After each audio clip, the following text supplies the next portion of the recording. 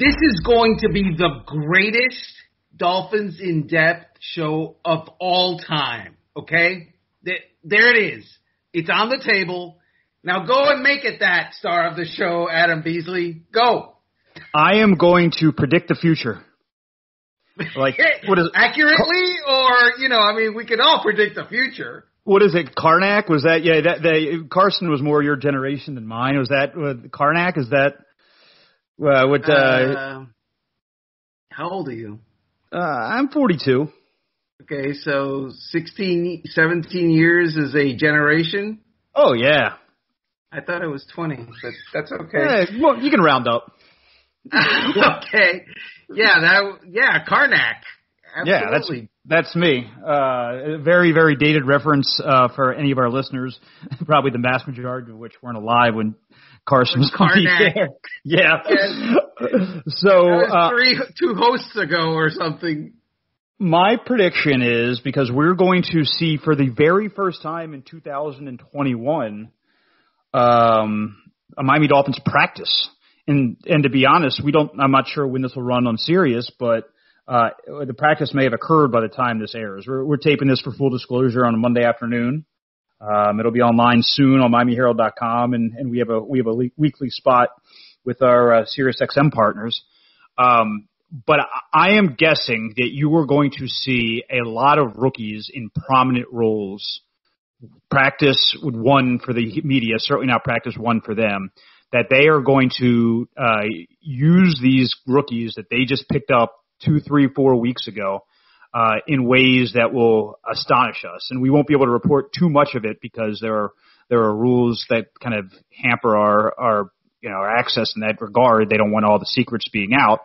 But one of the secrets is already out. I reported today that Jalen Waddle is running with the ones, and I don't think, and not exclusively, of course, but he is getting first team reps in the slot. So, and I don't think he's going to be an anomaly. I think that they have a lot of rookies that they think that can play significant roles. You've written eloquently about Javon Holland, the upside they see in him. By moving on from Bob McCain, that tells me they think he is ready to at least compete for one of those spots. I think Leon Eichenberg is going to see first-team reps at right tackle, and Jalen Phillips will absolutely be in the mix on the edge. So doing my best predicting the future, I think that they're going to the rookies are going to hit the ground running in practice, and we're going to see a lot of them on Wednesday. Which is kind of different from a year ago. And by the way, it should be that way because these rookies won't have the same kind of reasoning behind them that last year's rookies did, where they didn't have the off season, they didn't have OTAs, they didn't have conditioning, they didn't have preseason games, and then it was hit the ground running for training camp and then immediately following the regular season. These rookies are going to get trained up. They're going to have time, and they're very high draft picks. I mean, Jalen Waddle is, he's not playing quarterback now, but he was the number 6 overall draft pick. And if you look, there was a Jacksonville Jaguars YouTube channel had an inside look at the Jacksonville Jaguars draft boards and drafts. Mm-hmm. They graded Jalen Waddle as with the same grade as what they graded Trevor Lawrence. The same grade. Wow, I didn't see that. Where did you find that? I tweeted it out this morning. And so also Jalen Phillips had a higher grade than Kyle Wilson, who is the New York Jets first-round draft pick and a quarterback. So the Jacksonville Jaguars believe that Dolphins first-round pick Jalen Waddle has the same draft grade as their number 1 overall pick, Trevor Lawrence, and they believe that Dolphins number 18 pick Jalen Phillips has a better overall pick or an overall grade than Zach Wilson of the New York Jets, who was picked, I believe, number 2 Correct. He was the second pick in the draft. That is accurate.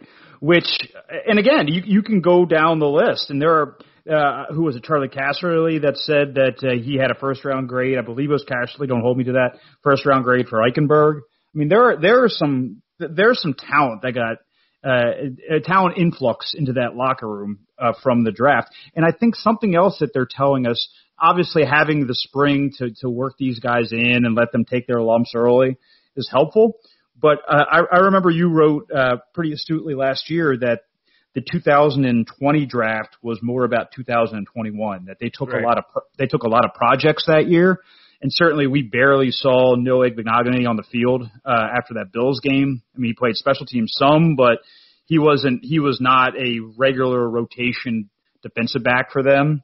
And Tua, I mean, he took him 6 weeks to see the field, and then after that they benched him twice. So it's not like they were fully confident in his abilities in year one. I don't know if that's going to be the case with these rookies. I think they're going to expect more from them than they did last year's.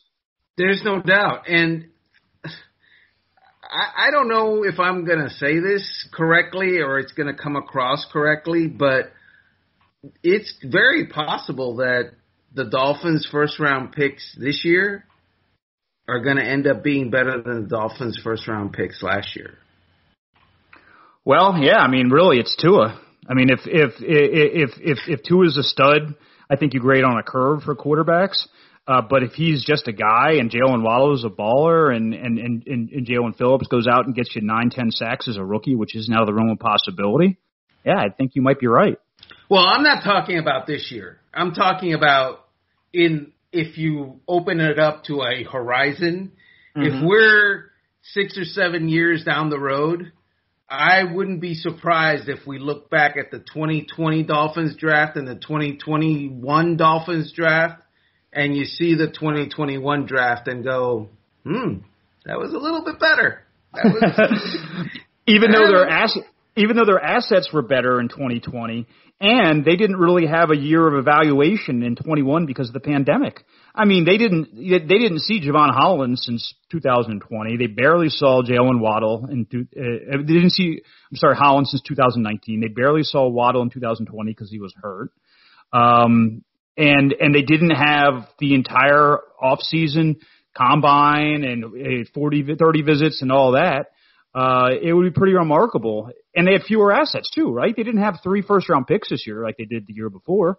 That'd be kind of crazy if it worked out that way. Yeah, they only had 2 first-round picks. It was a bad year. It was a bad year. They only had 2 first-round picks and only 2 second-round picks. Chris Greer, you got to do better accumulating some high picks. Well, he's going to be out of sorts next year. He just has 1-1 and 1-2. That is a good point. But of course, there's trading to be done in the next year and a half. So yeah, we shall see. I think they're going to make significant trades from their roster.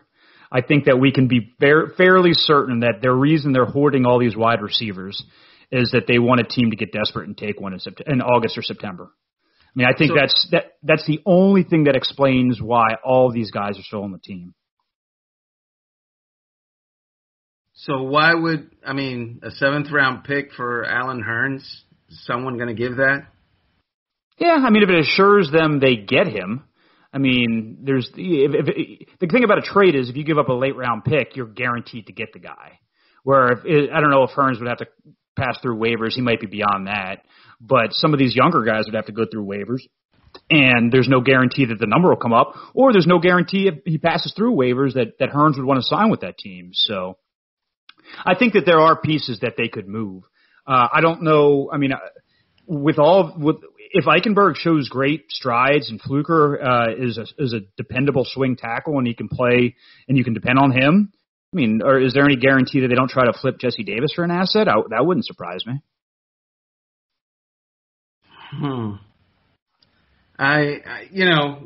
Fair. I like Jesse Davis on the team, not necessarily because he's a great player. I just think he's a good soldier. Mm-hmm. And you got to have good soldiers if you're going to go into battle. Everybody can't be a general. What can I tell you? I like Jesse Davis. I wish they had shown more interest in Morgan Moses, but they haven't. And so, therefore... Well, something that new offensive line coach Lem Jean-Pierre said that we talked about today is that this is a team this is an offensive line that was really young last year, and they're not that much older this year. And so you do need some of that veteran presence in that room. Like, you can't just go with all young guys and BJ Fluker. I know Skura's got some tread off that tire too. So, but I think one thing they really do like about Davis, in addition to his versatility, is that he's a team leader. He is a good dude. He's a good guy. His teammates love him. And so that could be, if you get offered a 5th or a 6th round pick, it might not be worth it if you think you're losing out more by losing his leadership. I wouldn't be surprised if Jesse Davis is a captain this year. He was last year, is that right? Well, the last year the captains were Ted Karras. Mm-hmm. He was a captain. Bobby McCain was a captain. Kyle Van Noy was a captain. Frazier was a captain on special teams. All gone. I'm sensing a theme here. Yeah. And Ryan Fitzpatrick was a captain as well last year. Ryan Fitzpatrick was a captain. Yeah, obviously they need to hold on to some guys for leadership. Let me ask you this. You also reported today that the Dolphins are hosting a pass rusher. Yes. Melvin Ingram is a name that NFL fans know. Believe he's got nearly 50 sacks in his career, more than around 70 tackles for loss, and the Dolphins are kicking the tires on him, and they're having him for a visit today. Again, by the time this airs, he might be a Dolphin, he might not be a Dolphin. So full disclosure, if the news outpaces this podcast, we apologize.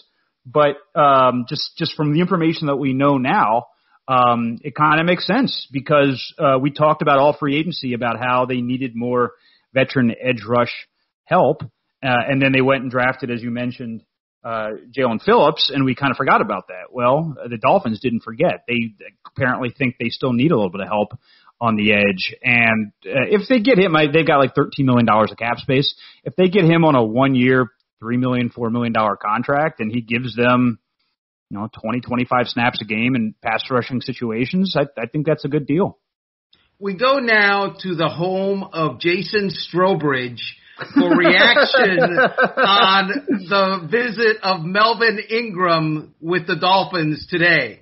Jason? I was going to go, the sad trombone. Yeah, they apparently have not seen what they've needed to see out of him. Oh man, you're Jason Strobridge, and you're wanting that year 2 leap that everybody in this organization is discussing. Year 2 leap, and you're thinking I'm gonna be year 2 leaping, and yet Melvin Ingram in the house. Uh-oh. Yeah, year 2 leaping to the waiver wire, maybe. I don't know. If Jason Strobridge gets somehow moved along, trust me, we're predicting the future. He ends up in Cincinnati. Book it.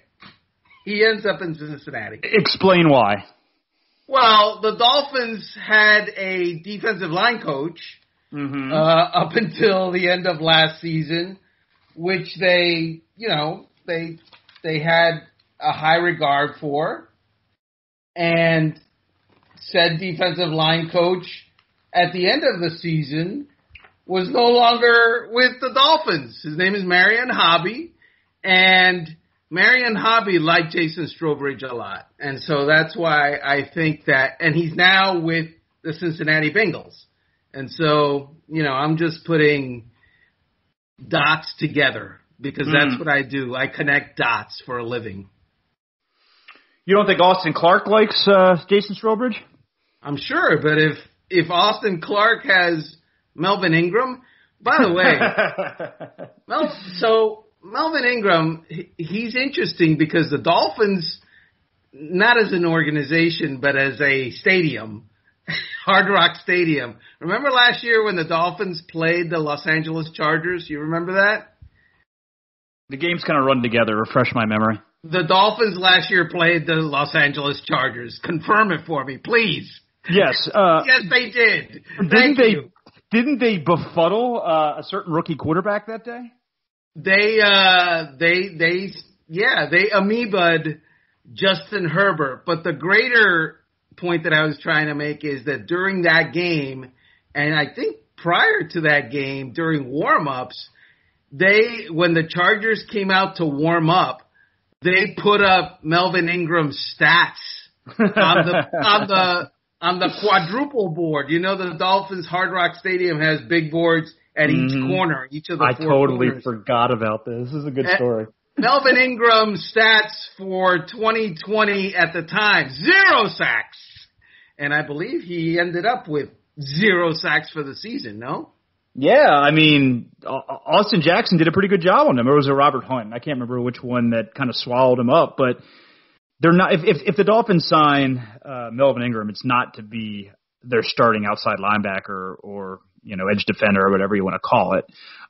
It's to be a spot player that's going to give them a certain skill set, and that skill set's getting after the quarterback. But as you mentioned, last year didn't go according to plan. Now, in his defense, he had a pretty significant injury season. He went twice on injured reserve with, I believe, the same knee injury. He hurt it, came back, and then hurt it again. So I tried to look. It's unclear if he had surgery in the offseason, where that stands. My guess is that's, as they meet today, that's a big part of it. It's the medical to see where he's at. Of course. I'm a little befuddled why no one showed any interest in Melvin Ingram in free agency before now. Yeah. The Chiefs had him for a visit 2 months ago and nothing came about from that. So, yeah, if whoever he signs with, or whether it's the Dolphins or any other team that needs pass rush help, it's not going to be for a lot of money. And it's certainly not going to be for a lot of years. I think he's 32 now, which might make him, if he signs, the oldest player on the team. I believe that would be the case. The Dolphins don't often sign 30-plus free agents, and Ingram is certainly on the wrong side of that number. But again, if it's low risk, high reward, I'm all for it. We go now to the home of Jason Strobridge for reaction on Melvin Ingram, who is visiting with the Dolphins today, having 0 sacks last year and coming off of multiple knee injuries. Whew! Wow. Okay. I have a chance. There's the reaction. There's the reaction. As long as he passes a physical, he might be one up on Ingram's. That is a good point. Hey, so when we come back, I know Beasley has other news nuggets and other issues that we need to take care of. Let's say that we do come back after this break, Beasley. Support for this podcast comes from Invent Together. Let's talk about innovation in America. Did you know that patents are a major driver of job creation and economic growth? Problem is, not every American has the same opportunities when it comes to inventing and patenting. That's especially true for women and people of color. Even though women make up more than half the population, less than 13% of all inventors with a U.S. patent are women. Black and Hispanic college graduates patent at half the rate of their white counterparts. Invent Together is a coalition of organizations, companies, universities, and concerned citizens committed to ensuring that everyone can invent and patent. Because research shows that if more women and people of color patented their ideas, it could boost U.S. GDP by almost $1 trillion a year. What can you do to help diverse inventors patent and unleash economic opportunity? Find out at inventtogether.org. So, star of the show, Adam Beasley. Today was an interesting day because we heard for the first time from co-offensive coordinators Eric Stoodsville and George Godsey of the Miami Dolphins. And your takeaway from that session was what? Brian Flores has absolutely rubbed off on both of them. Neither of them, I don't think either of them spent time in New England, but they've certainly embraced the Patriot way. because both of them did a great job of shedding very, very little light on, as you put it pretty well in the column, one of the biggest questions of the offseason is what's the offensive playbook going to look like? And what I got from that is it could look like anything. And that's exactly the message they wanted to leave with us when they spoke with us today. That's absolutely true. The one place where I don't think it did rub off the Patriot way we're talking about is the Patriots basically ran the same, if not a very similar offense for like 20 years. It worked.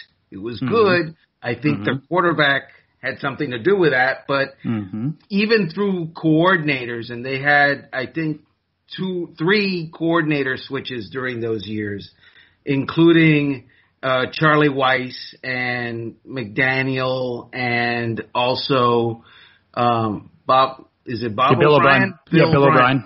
Yeah, so they pretty much kept the book, even though they had different people calling plays from the book. Whereas the Dolphins, the book from the last couple of years, it's going to be part of it. The book from other places, it's going to be part of it. The book from Charlie Fry's mind, it's going to be part of it.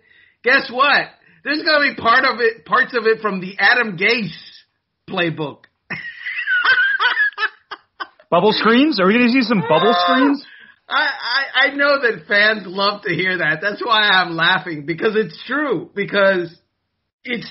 going to use some Adam Gase stuff in this offensive playbook. It's amazing. It's amazing. Well, and some things are transferable. I mean, Gase did, and he'll admit he made some mistakes, but he also got, pretty good production out of Ryan Tannehill before Tannehill's knee exploded. So, I will never begrudge people from learning from mistakes and successes, and they had some successes in Miami under Adam Gase. So yeah, I'm fine with that.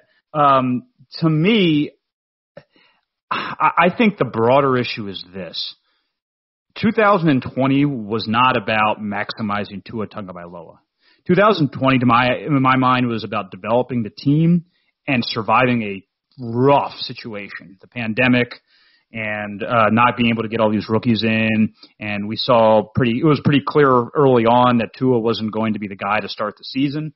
So they didn't craft a playbook, a system for Tua. And in fact, they hired an offensive coordinator who had his greatest success under Ryan Fitzpatrick. And if you doused him with truth serum, 2/3 of the way through the year, probably wished that Fitzpatrick was still the starter. None of that's the case anymore. None of that. There's no emotional investment in that building. Certainly that the co-offensive coordinator spot to a system that failed last year. There's not. So I think it's good that they're taking some maybe general themes from Chan Gailey's offense, but people forget George Godsey had that job in another town. Like, he was the offensive coordinator for like a year and a half in Houston. And I think it would be more instructive for all of us, myself included, to look to that. What he did then, what worked then, what didn't then, than what the Dolphins have done, because Godsey's had very little control over the plays that have been called, the system that's been drawn up. He was new with Flo in 2019, right? That was both their first years? No. You mean Godsey? Yeah, Godsey, because Stutesville predated Flo, correct. But I think Godsey was a Flo hire. Yes. So Godsey has an entire career of experiences, some good, some bad, that he can draw from, and I think you're going to see, certainly if the dynamic changes greatly and somehow Deshaun Watson's at some point the quarterback of this team, which I still don't think is out of the realm of possibility. Probably is for 21, but not forever, because he's still not reporting to the Texans. He still wants to be traded, and I'm sure the Texans it sounds like the Texans want his legal issues, at least from the civil side, to be resolved as soon as possible so they can get rid of the guy. But regardless, no matter who the quarterback is, I think some of Godsey's principles will carry over from his time in Houston. And one of those principles, Armando, is an affinity for big targets. Like, he loves big wide receivers. I think that's one of the reasons that Preston Williams is still on the team. I think it's one of the reasons that they went out and drafted another tight end after having like 4 in the room already, including 3 that played meaningful snaps last year. So how much of that they turn to will be intriguing, but it wouldn't surprise me at all if you see a lot of 2 tight end sets this year. That would be interesting. And by the way, for the record, I love Adam Gase, and I think Adam Gase was the best head coach the Dolphins have had since Joe Philbin. So he's better than Dan Campbell? Oh yeah. No, did Dan Campbell go to the playoffs? I don't think so. So I think Adam Gase, weren't they 1-4? Dan Campbell had a much shallower hole to dig out of, and he couldn't. Yeah, that's true. What were they? With similar talent. Yeah, I think they fired Philbin after 1-3. Right, and Adam Gase was 1-4 and went 10-6. So I love Adam Gase, but the reason I was telling people, and it was really a troll job by me, that the Dolphins' offense will include Adam Gase stuff is because the guy who hired Stoodsville was Adam Gase, and Stoodsville was in Denver under Adam Gase in part. And,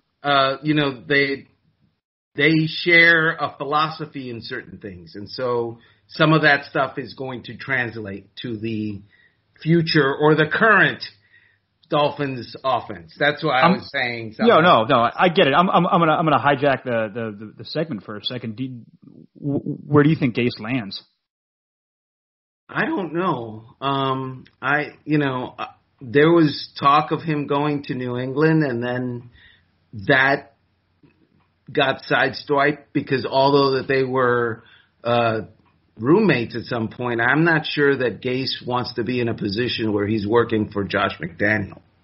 So I don't think that's a thing. There would be talk of two very big egos in the same room if those guys were on the same staff. There was talk of Alabama, and obviously, Nick Saban has rehabbed a lot of coaches, and you go coach for Nick Saban. First of all, you're going to win.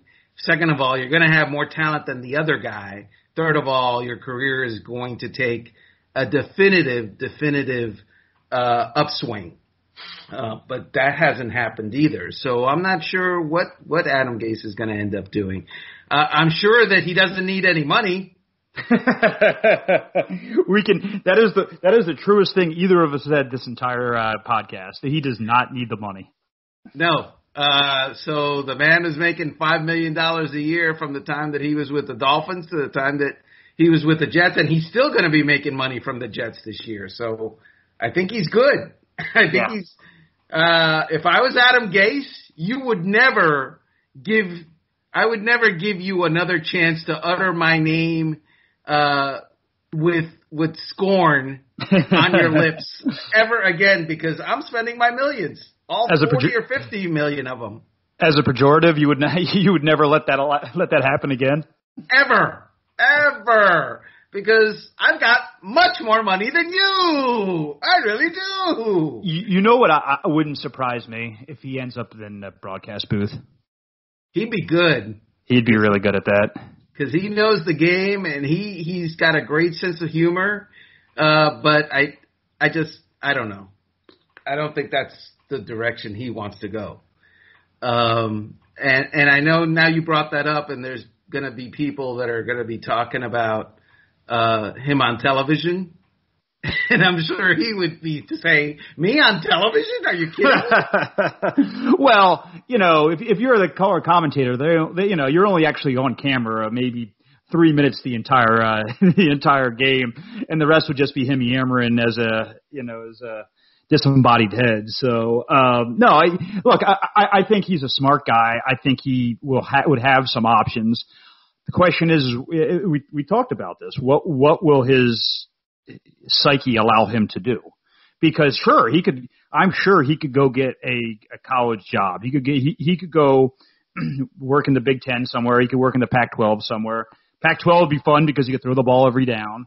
But but does he want to do that? Does he want to make recruiting trips? Does he want to deal with boosters? I mean, college football is a grind in a much different way than the NFL is. Does he want to worry about his kids flunking out of school? I mean, there's a lot of things that are involved with going back to college, and I think he has an NFL mindset. He just needs to find an NFL job. True enough. You know that Adam Gase worked for Nick Saban at Michigan.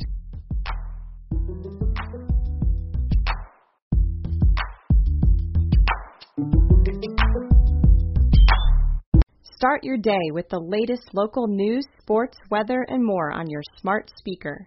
Go to miamiherald.com/listen for more information.